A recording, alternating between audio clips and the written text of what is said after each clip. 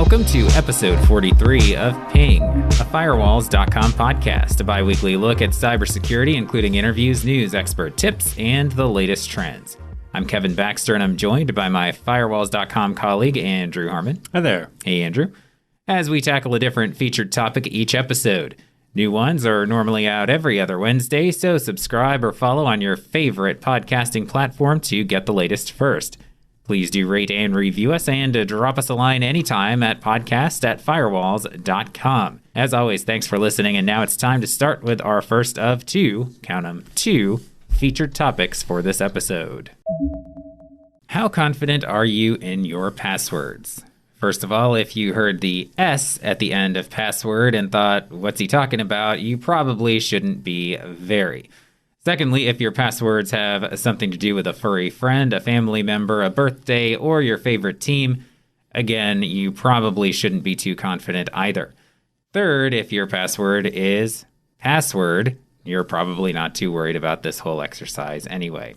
So the UK's National Cybersecurity Centre, that's CENTRE, released some survey figures in honor of the country's recent celebration of National Pet Day. You know, cybersecurity, pets. They go hand in hand. Right. So among those key figures, so we've got some percentages here that I think are somewhat instructive, especially if you add them all together. It makes up a pretty good chunk of people. Right. Because it's National Pet Day, what do you think the top number of respondents' passwords were? What could it be? Maybe what brand of dog food they buy. Well, that would be maybe a little bit tougher for somebody to guess. But yeah, it was just their pets' names. So this is UK residents that were surveyed by the National Cybersecurity Centre. And this was 15% of those respondents used their pets' names as passwords. And right behind that was another household member. Interesting that you go with the pet first and then your family members. 14% were family member names. I guess they would think that 1% difference is the people who think, well, not everyone knows my pet's name, but people can find out my husband's name or my daughter's name or something like that. So one other one checks in the teens, and that is a significant date. So that would be something like a birthday, an anniversary, something like that, 13% for that. So just between those three, we're talking about 42% of people have used one of those fairly obvious connecting items as a password. And then 6% more was a favorite sports team.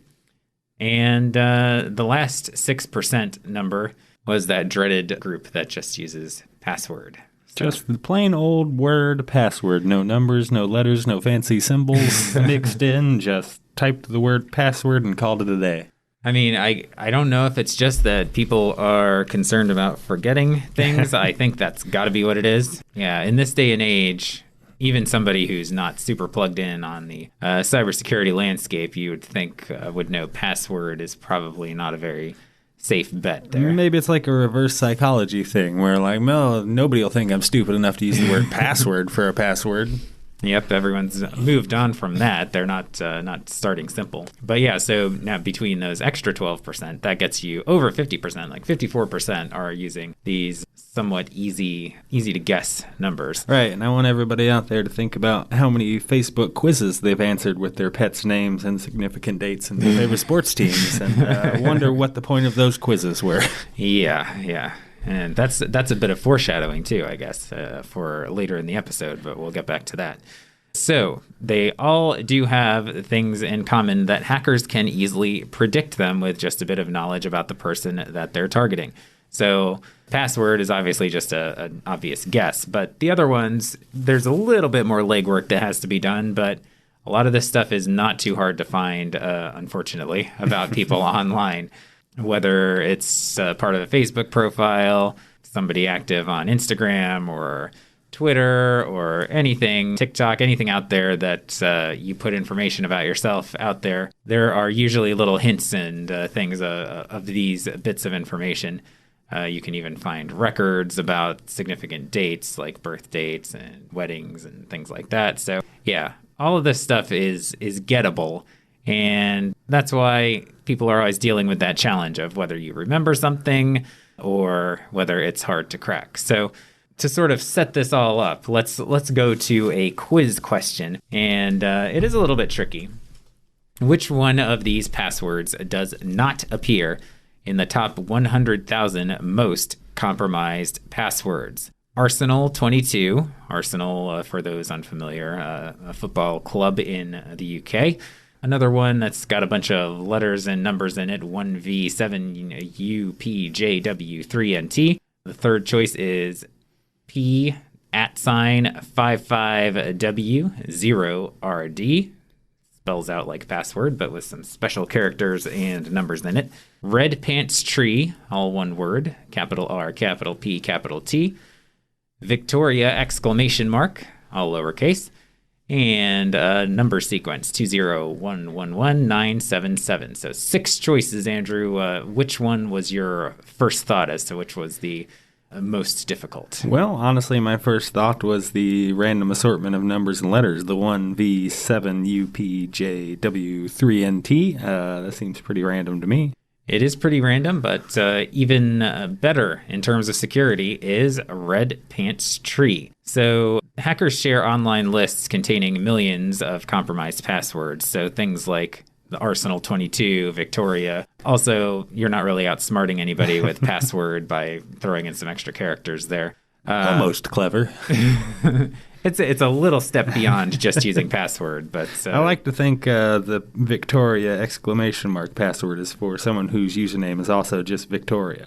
And then when they got to the password, they got mad and said, "No, Victoria."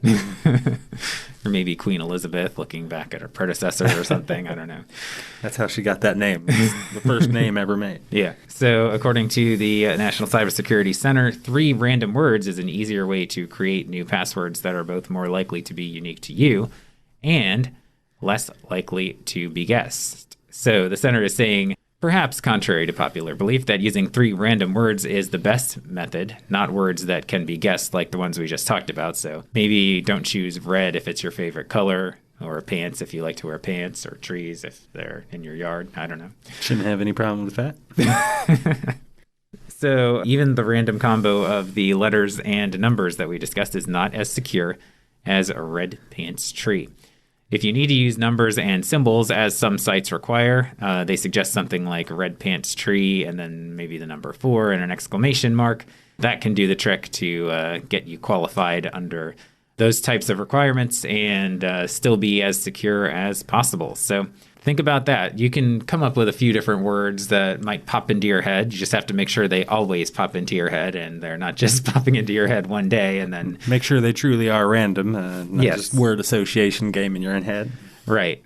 So that's not the easiest thing to remember necessarily, but if you get into sort of a habit and, think about words that you know and that you can remember, but also aren't directly connected to something about your life. So that was a pretty good start. Another quiz question that maybe you don't think of necessarily. What single password of yours for what type of account or service is arguably the most important? Cold Stone Creamery rewards points. You don't want anybody getting those mix-ins for that you've earned with your hard-earned... My hard-earned sweet cream. Yeah.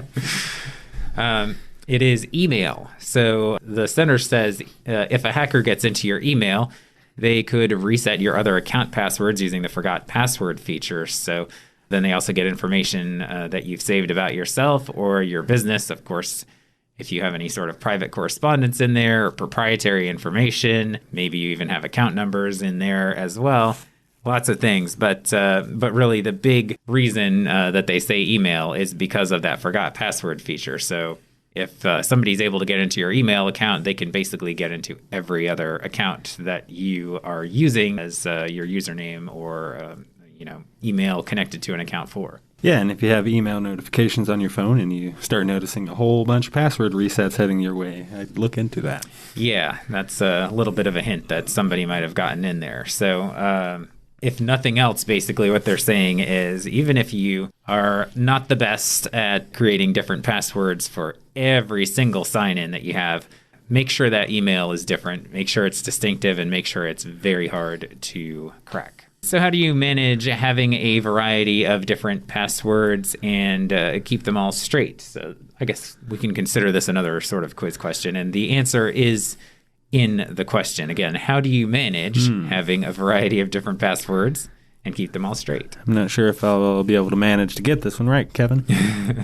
I'm going to go with the password manager. Yeah, we've talked about password managers a bit before. It's a way that you can store all of those many passwords that you have, and you don't have to remember them. In fact, a lot of them are generated if you go that route, so you don't even have to think of them. Studies have indicated now that most people, or the average person, I should say, has 100 or so account credentials to keep track of. So, yeah, if you're creating by yourself a different password for every one of those 100 accounts, that's pretty tricky to remember just in your mind or even a shorthand. Let's say bring a password spreadsheet with you or one hell of a mnemonic. Yeah, and those password spreadsheets or Notepad or even written out, there are a lot of drawbacks to that. But if you have like a file on your computer or a file anywhere that's got all your passwords written out in plain text, then that's not super secure either. No.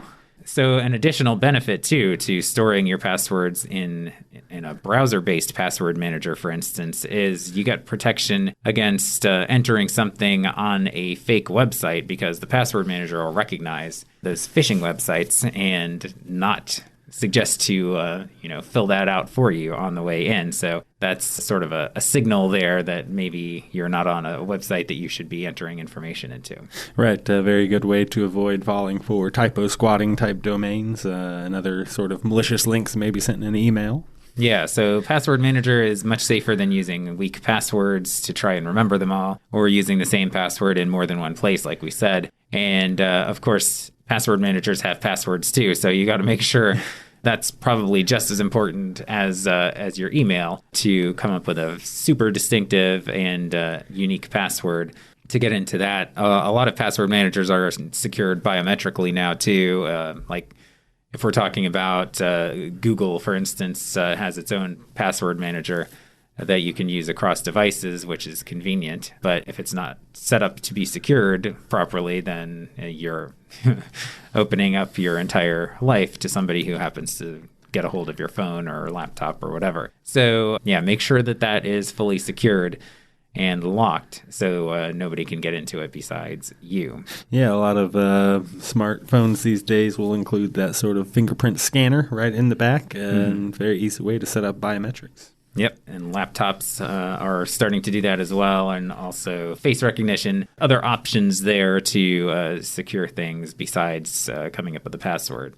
But once you've knocked out that whole password problem, a couple of additional steps that the center suggests. Two-factor authentication, which we talk about quite a bit. Mm-hmm.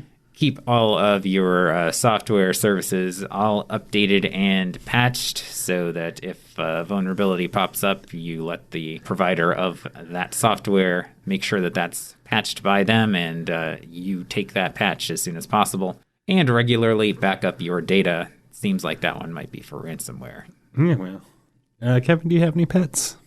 I do have a pet, yes. What's their name? I'm not falling for that, no. All right, now that we have destroyed all of our listeners' password confidence, let's see how everybody holds up to a basic cybersecurity quiz. And if you're anything like the respondents who've taken this one so far, the answer is probably not going to fare too well. So Talent IMS and Kenna Security teamed up for a survey of 1,200 employees on their cybersecurity habits, knowledge, and ability to recognize threats. And this whole quiz was about 7 questions, and just for transparency, I won't be going word for word on these because we actually do not have an answer sheet. So, Kevin, you're on your own here. That also means I don't have multiple choices to feed you, so you might have to get a little creative. Now, before we get into the background stats, let's go ahead and run you through the ringer here. All right. So, number 1. Well, I'm going to have to change up the wording on this one as it is a multiple choice, but it's something we just spoke about. What are some good ways to outsmart a hacking attack with your password? Yeah, I think basically, as long as I haven't forgotten everything that I just said, use some different difficult passwords that don't have anything connected to your life or livelihood that somebody would know, and maybe those 3-word random combinations are a good start. Maybe throw in some special characters in there too. Right, about just under half of respondents got this one correct at 48%. I assume with the multiple choice that kind of changes the answer pattern a little bit, but I think you're right on track there. So we'll consider that one a correct. You are in the top 52 percentile. So, which of the following file types have the potential to be harmful? I'm just going to name a few. Let's go .png, .zip, and .jpeg. I would be most concerned with the zip file. Right. I actually don't know the file types examples that they gave here, but out of those that gave a response, only 14% were able to identify the harmful one. So either this was a very hard question with some tricky answers, or a lot of people aren't too familiar with file types, which I feel is pretty true for the average person is not super familiar with file types beyond, your .gif and .jpeg. Now, see, I like to use the soft G on GIF instead of the hard G. I know that's an age-old debate, but just wanted to throw that out there. All right, fair enough. GIF's peanut butter, but well, the creator of the file goes with the soft G, so that's what I don't know. But I think the hard G is more common. Now, if you happen to see a .phoenix file type, you might already be in trouble. You should check out last episode for that reference. With this question, the other thing I thought about, a reason that people could easily be tricked is if they put like .docx or .pdf. Those are 2 file types that people use in business all the time, and you wouldn't think necessarily are harmful, but a lot of malware gets through in those types of attachments, the document malware and PDF-related malware, too. Right. Office 365 is a pretty big target for that kind of thing, and you're actually now seeing that move up into the cloud with a lot of files being targeted on Google Docs and Google Sheets and similar cloud-based file managers. Mm-hmm. All right, number 3 is a bit of a short essay. How does ransomware work? Theoretically, or So give me the philosophy behind it. Well, the simple definition is basically that there is some sort of malware infection on someone's computer that then comes in and locks up all of said person's files, might be on a computer, might be on a network, and holds them for ransom, encrypts them, basically, and holds them for ransom until a decryption key is given. But you only get the decryption key if you pay up. I'll give you partial credit for that. I don't know what the full credit would be, but I'll give you partial credit. All right, I'll take it. All right, approaching halfway point. True or false, USB drives are harmless if you insert them just to see them, but don't run anything. I'm going to go with false on that one. That is true, and this was one of the more correctly guessed quiz answers here, so about 70% of the people got that one right. Next question, number 5, is also pretty heavily accurately answered. So, if your laptop is password protected, then its files are safe, even if the device is stolen. True or false? I'm going to go with false there. Yeah, you can still dig right on into that, and there's some loopholes, so you just have to sort of maintain hygiene, maybe set up two-factor authentication. Yep, maybe some endpoint protection, things like that too. On number 4, when I said false, you said that is true. Were you saying that my answer was truly correct? Or?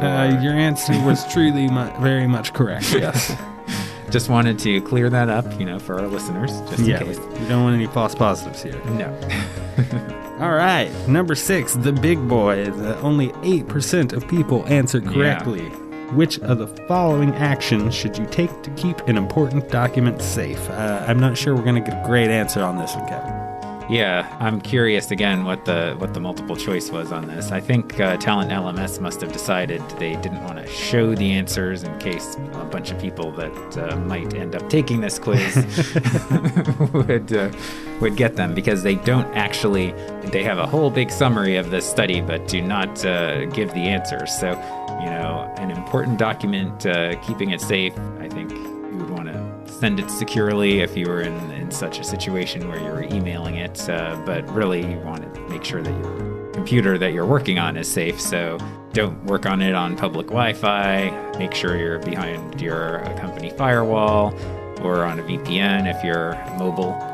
Things like that are what I would expect the answers would be. And I don't know if this was a one and done where they have like 1 out of 4 is correct. Yeah, or all of the above kind of thing. I would guess it didn't have an all of the above option, or else it was a trick all of the above option or something. Right. 8% would have probably guessed, more than 8% would have guessed all of the above. Well, you can also password protect a document or put it in a folder labeled homework.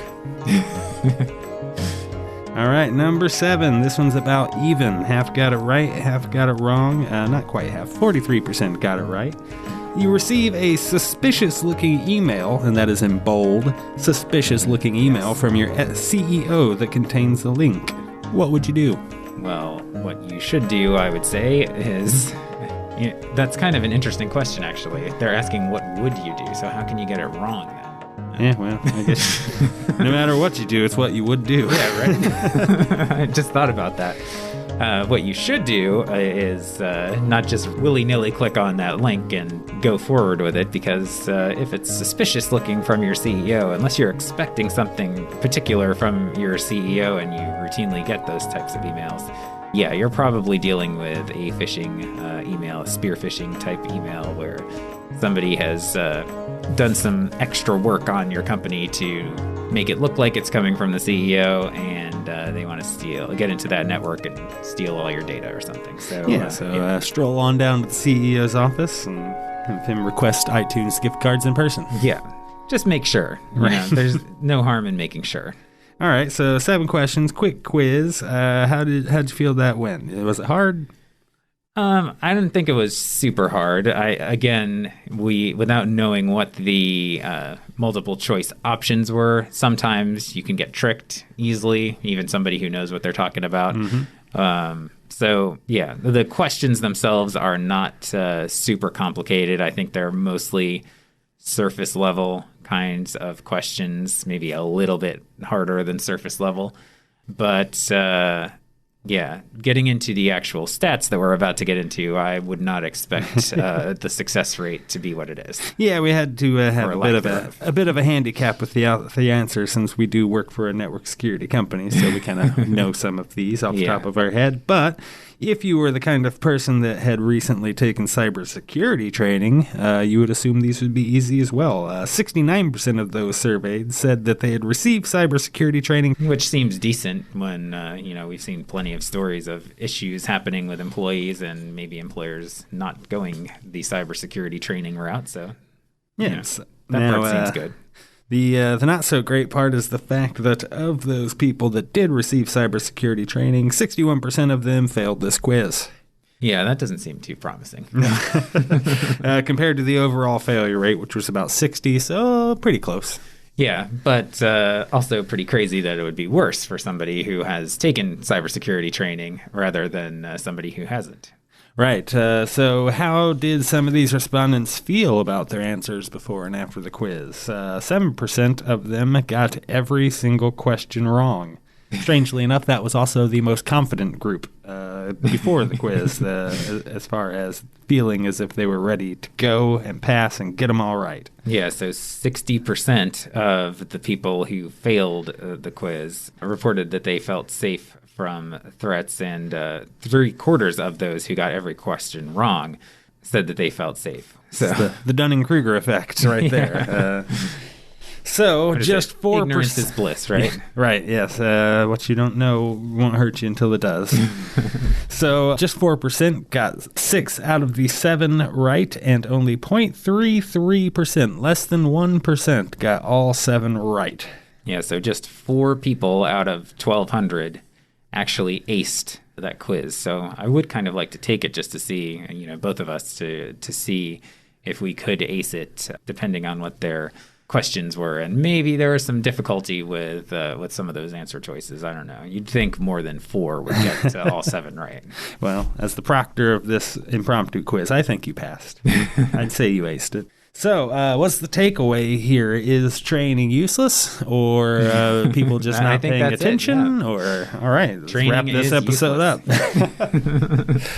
No, I don't think the answer here is that training is useless. In fact, the article does go on to mention that we should be training. We probably should be training more, and maybe if we were, some of these answers would stick a little better in people's heads, and the less knowledgeable folks would be slightly less confident, at least. Yeah, and, it brought to mind our discussion just a few episodes ago with Rebecca McEwen, the psychologist who works with sort of the psychology of cyber crisis response. Well, crisis response in general applied to cybersecurity. And, she talked about micro drilling as a really good option to get people to remember the training, and because it's sort of an ongoing kind of thing rather than a big once a year or maybe once every 3 years cybersecurity training. Right, everybody sit and watch a PowerPoint and we're all secure for another year. Yeah, we don't know out of the 69% that said they've had training how recent that training was, if it's still as applicable as it was at the time, and again, how much they actually paid attention, how much they could have gotten out of it. Obviously not enough. Right. But the idea of ongoing training. If you also looked at the study, they talk about some suggestions that the people surveyed had about how training could be more effective to them, and gamification is one option. Just things to keep people engaged with it so that they are thinking about it and not just sort of looking at a screen for a couple of hours or something. Oh man, is cybersecurity boring? Just remember, there's no multiple choice in real life when you're being attacked.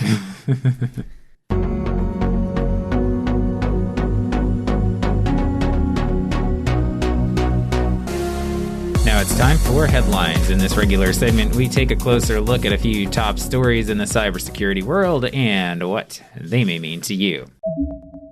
Headline number 1, after a data breach exposes 530 million, Facebook says it will not notify users.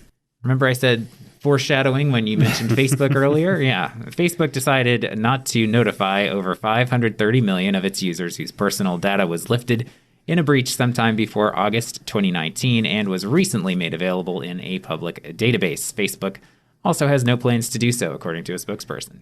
Right. So that's phone numbers, full names, geographic locations, some email addresses, and other details from users. This was all sort of gathered in a document and dropped on an amateur hacking forum, I believe, for free. There was no cost for this info. Yeah, I don't believe there was a cost associated with this one, no. So the leaked data includes personal info from 533 million Facebook users in 106 countries, including 32 million Americans, and since we just did a study from the UK, 11 million UK residents too. Yeah, a pretty good number. Obviously, Facebook has many, many, many more users than 533 million, but that's still a good chunk. Right. And so in a blog post on Tuesday, Facebook said that the attackers had exploited a vulnerability in an old feature in the platform, one that is no longer in use, that allowed people to find new friends based on their phone numbers, which I remember that feature back in the day, and it asked to go through your contact list and try to track people down for you. Yeah, never felt nefarious at the time or anything. Right. So, they said that they found the issue and fixed it in August of 2019, and Facebook is confident the same route can no longer be used to scrape that data. And the word scrape is an interesting bit of semantics here. The fact that Facebook calls this scraping, they say that scraping is not a breach, but a common tactic that uses automated software to gather public information from the internet. So basically they're saying this stuff was already out there anyway. They didn't have a breach. Somebody just scraped it. Yeah, they gathered it in an automatic way, I guess.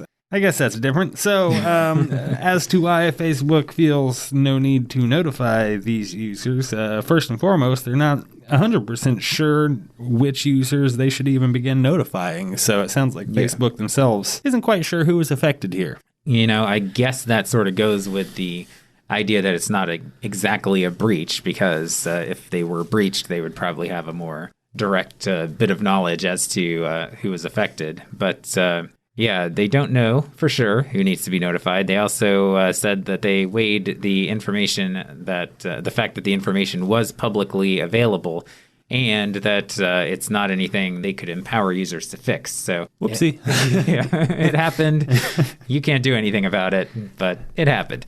But that's the whole point of letting people know in data protection scenarios. There may be times where the person can't do anything about the fact that their data was stolen in terms of shoring that up after the fact, but they still might want to take some measures after knowing that there was a breach, that their data was exposed.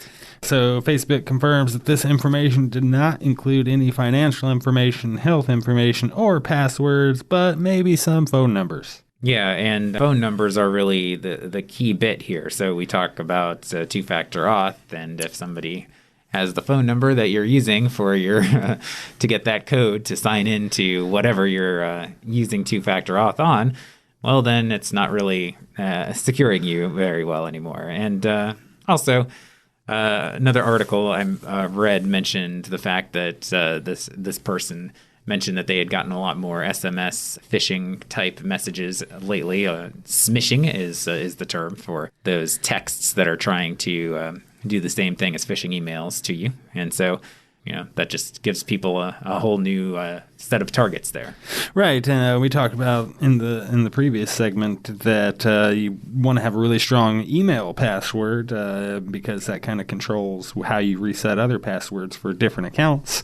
And more so these days, phone numbers are also becoming a big avenue for resetting accounts. So whether that means texting you a confirmation number that then you have to enter to reset your password, or just calling you at that number. And obviously, if the hackers have your phone number, then they get to insert themselves into that equation. So, it's not a minor thing for a phone number to be connected to an email account that somebody can find and a name. So the August 2019 breach occurred right around the same time, coincidentally enough, that Facebook had reached a $5 billion settlement with the Federal Trade Commission for violating an agreement to protect user privacy. So what kind of struck me about that is you've got this agreement that you've just had to dole out so much money on. Now they're not proactively notifying people about another, whether you want to call it a breach or what, just a data exposure even.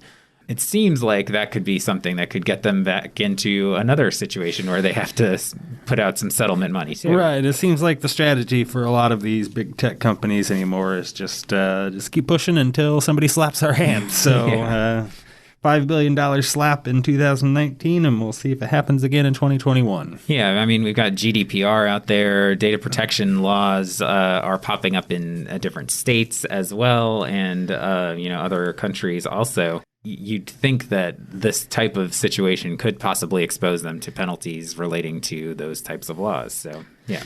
Right. So if you are a sort of internet savvy kind of guy, you might be able to go onto the internet and find out for yourself if you were affected, since Facebook won't tell you. Kevin, have you looked to see if you were compromised in this? I did look, and I am fortunate to say that I was not. But the data tracking tool, Have I Been Pwned, lets you enter your phone number to see if it's been a part of a breach. So just plug that in with your country code at the beginning, and if everything comes back good, then you can breathe a sigh of relief. If not, not sure exactly what to tell you, but just kind of check everything on your accounts. And well, it's nothing that users can do to fix it themselves. So.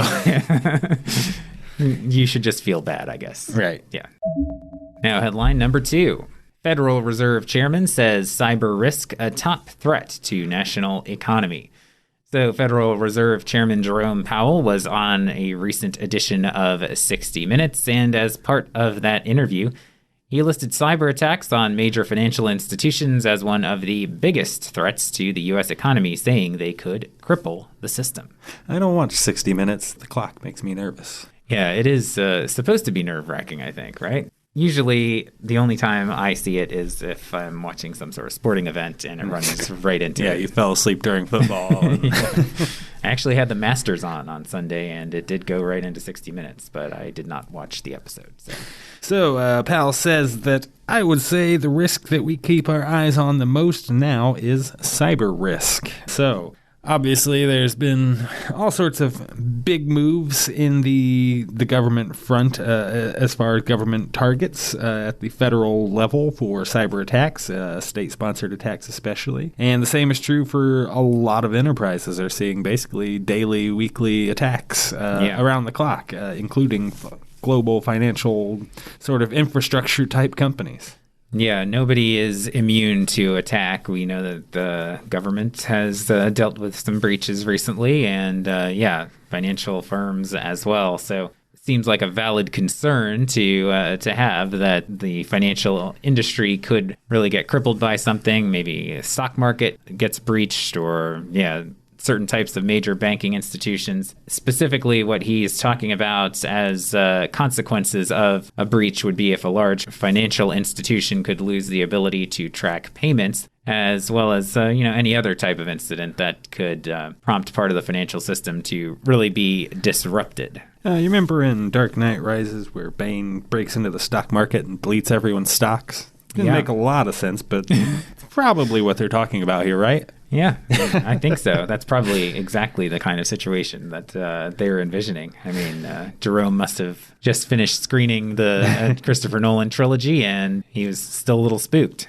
Right. So on a more serious note, this is in fact a risk that the International Monetary Fund estimates costs banks around the world about $100 billion every single year. So it's pretty big dollars. That is pretty big dollars, and it means that investment in cybersecurity is just so much more important now than it's ever been, because there aren't too many people who just have piles of money in a safe deposit box and go into the local bank and withdraw it at whenever they want to. Almost everyone's finances are tied up in these types of institutions, including large companies and governments. And you could definitely see, if you're speaking of movies in particular too, I mean, that's been a plot of several films over the years, is bringing the financial system to its knees, basically. Right. So, yeah, it's interesting too, because the question was sort of framed as whether there was a danger of a repeat of the 2008 financial crisis. And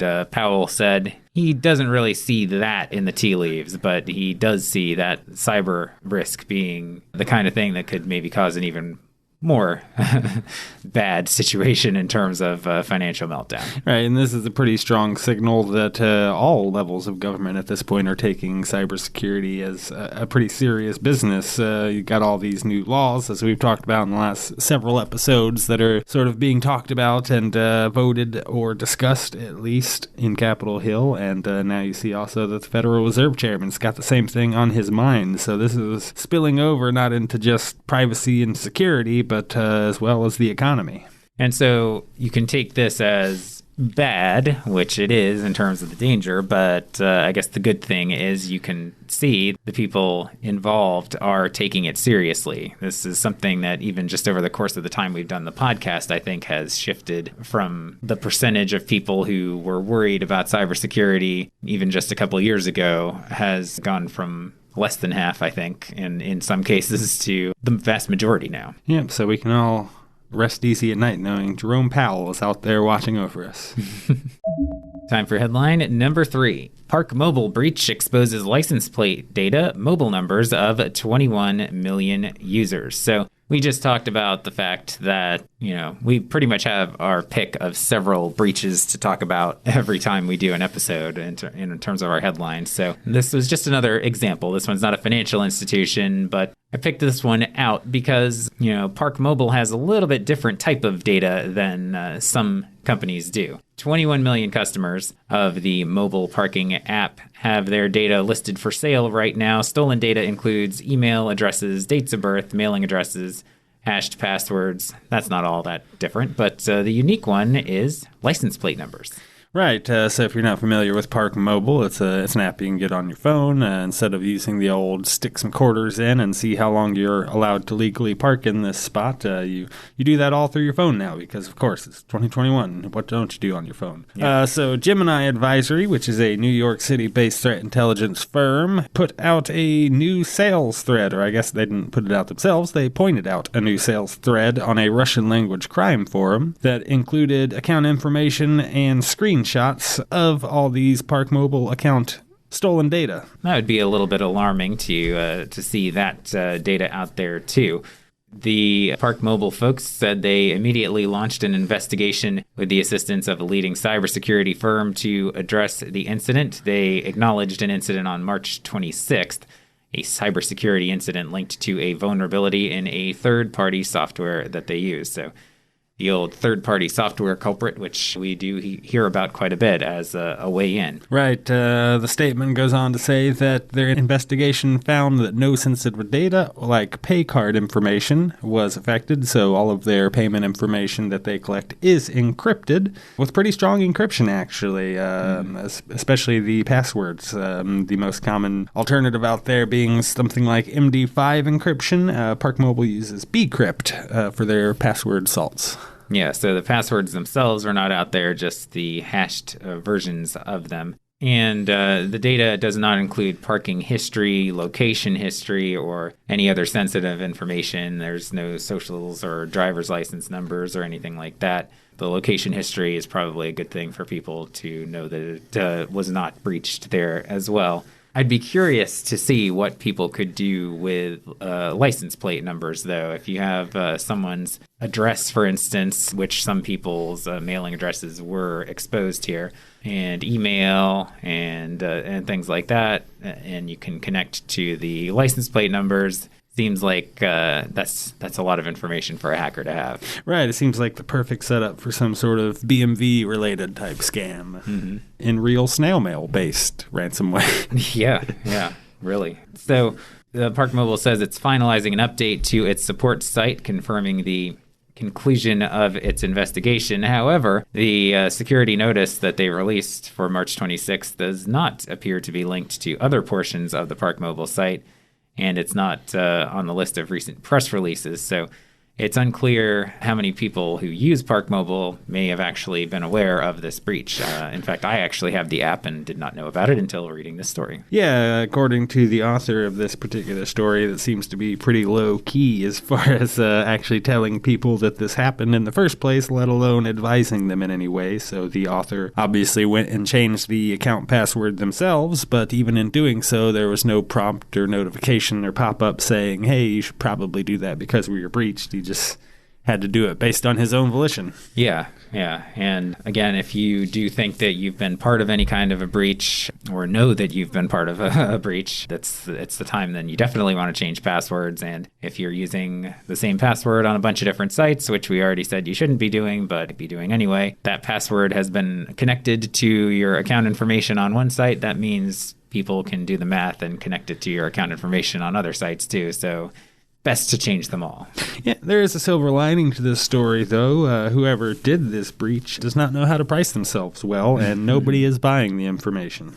Yeah, so it may be safe just because of that, but we'll see if they start to, do the everything must go sale price later on and We're cut liquidating. it in half. Thanks for listening to this episode of the podcast. Check out the links in the description for more information about everything we discussed. Subscribe or follow now, however you listen, to ensure you get our latest episodes as soon as they're available, and please do rate and review us. Visit Firewalls.com for all your network security needs, and give us a follow on Facebook, Twitter, and LinkedIn. For Andrew Harmon, I'm Kevin Baxter. We'll be back soon with another episode, but in the meantime, we remind you to get secure, stay secure.